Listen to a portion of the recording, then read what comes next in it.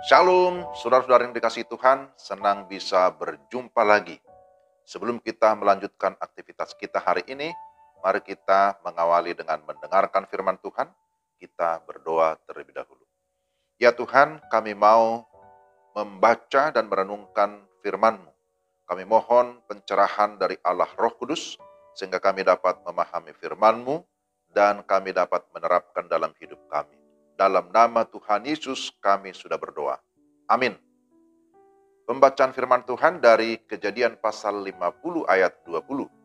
Memang kamu telah mereka-rekakan yang jahat terhadap aku, tetapi Allah telah mereka-rekakannya untuk kebaikan dengan maksud melakukan seperti yang terjadi sekarang ini, yakni memelihara hidup suatu bangsa yang besar. Demikian firman Tuhan. Tema renungan kita, ku tahu Bapa peliharaku. Saudara yang dikasihi Tuhan, ada syair lagu rohani yang tentu tidak asing bagi kita. Ku tahu Bapa peliharaku, dia baik, dia baik. Ku yakin dia selalu sertaku, dia baik bagiku.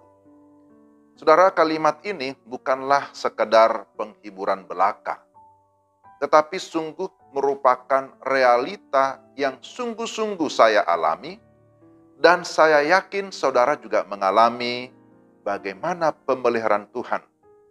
Kebaikan Tuhan atau pemeliharaan Tuhan tetap nyata di dalam kehidupan kita anak-anaknya.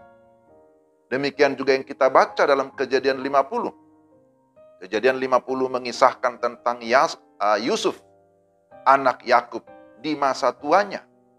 Kisah kehidupannya sangat menarik untuk dibahas dan juga untuk diteladani.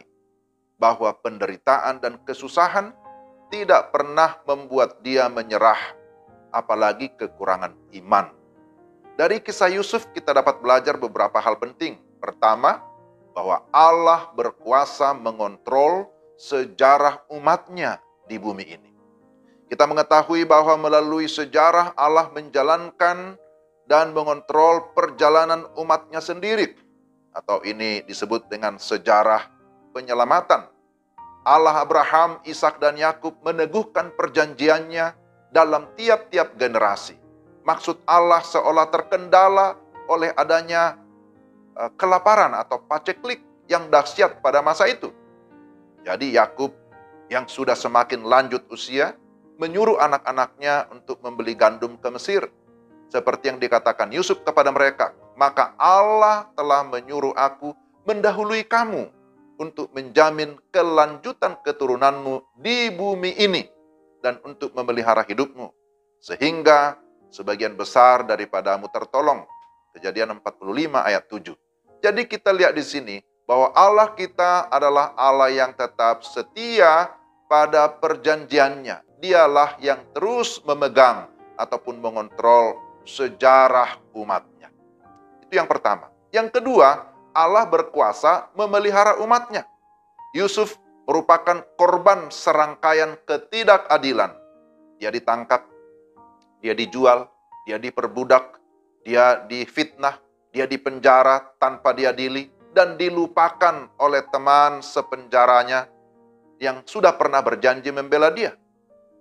Namun, melalui serangkaian kejahatan ataupun ketidakadilan itu, Allah terus bekerja untuk mendatangkan kebaikan. Bukan hanya bagi Yusuf, tetapi juga bagi bangsanya. Sebagaimana dikatakan Yusuf, memang kamu telah mereka-rekakan yang jahat terhadap aku, tetapi Allah telah mereka-rekakannya untuk kebaikan, yakni memelihara hidup suatu bangsa yang besar. Sebagaimana yang kita baca dalam Kejadian 50 ayat 20. Dalam setiap masa kehidupan kita, kita harus tetap percaya Allah tetap hadir memberikan pemeliharaan yang sempurna. Amin. Itu yang kedua. Yang ketiga, Allah berkuasa atas hati anak-anaknya. Saudara, kalau kita memperhatikan konteks bacaan kita, Yusuf bisa saja membalas dendam atau memberikan pengampunan formalitas tanpa makna kepada saudara-saudaranya. Tetapi ternyata tidak demikian. Dia menguji penyesalan saudara-saudaranya. Dia menyandera Benyamin adiknya ketika ikut ke Mesir. Itu saat-saat yang sangat menegangkan. Mereka telah mengorbankan Yusuf sebelumnya. Apakah sekarang mereka mau mengorbankan Benyamin juga? Ternyata tidak. Yehuda maju ke depan dan memohon agar adiknya dilepaskan. Bahkan dia menawarkan dirinya menjadi budak menggantikan adiknya. Saudara-saudaranya telah berubah. Tuhan sudah mengubahkan hati mereka. Demikian juga Yusuf, hatinya penuh dengan kelembutan dan mau mengampuni, mau memaafkan saudara-saudaranya.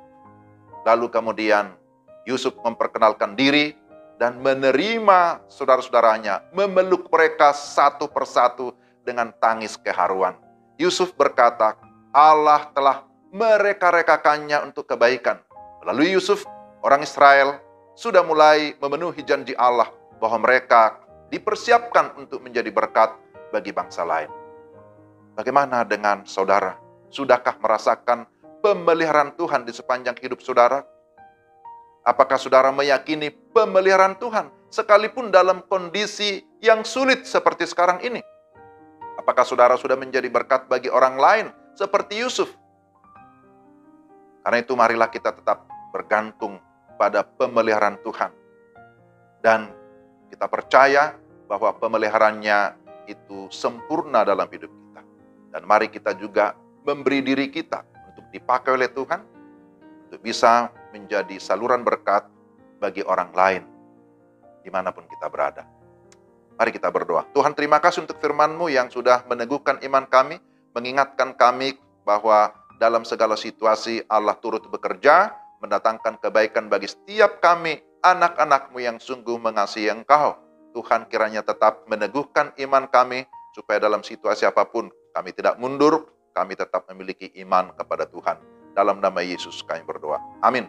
Demikian renungan kita. Tuhan memberkati Bapak, Ibu, dan saudara sekalian. Shalom.